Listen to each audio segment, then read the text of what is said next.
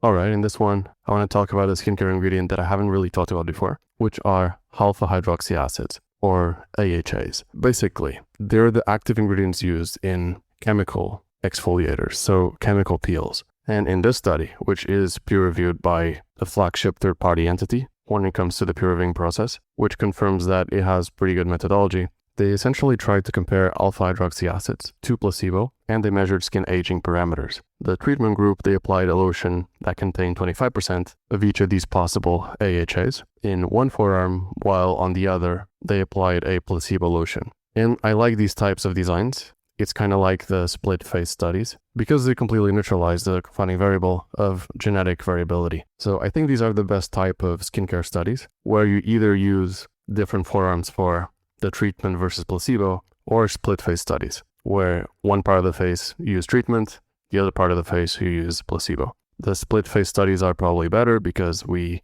want to apply skincare on the face usually, but this study is pretty good too. So they tracked the patients for 6 months, and then they measured the thickness of the skin in both forearms.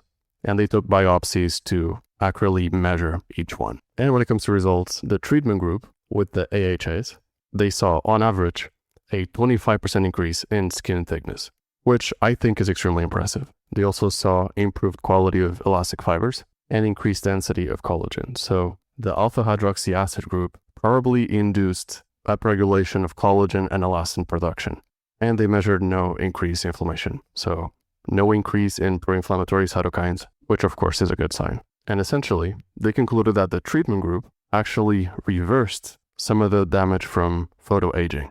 These are pathways completely different from the way retinoids operate. One of the reasons is because they remove dead skin cells.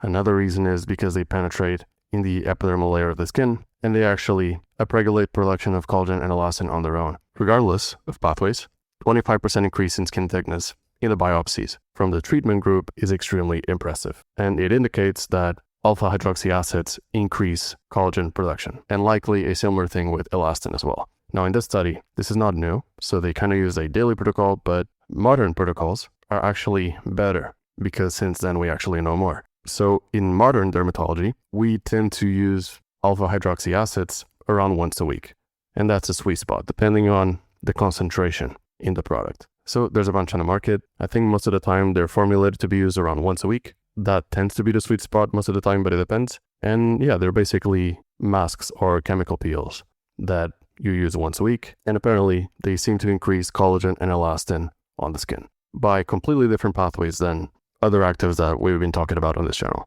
So I find this pretty impressive. I may talk about a different study using alpha hydroxy acid in the future because I find this pretty interesting, and I didn't know it was that powerful at stimulating collagen and elastin, as evidenced by the increase in skin thickness. And if you care about skincare and optimizing your skincare routine, you can join my school community if you want. It's the first link in the pinned comment. I basically talk about what are the best products specifically to use, what are the best brands, what's my skincare routine, what are the best sunscreens, etc.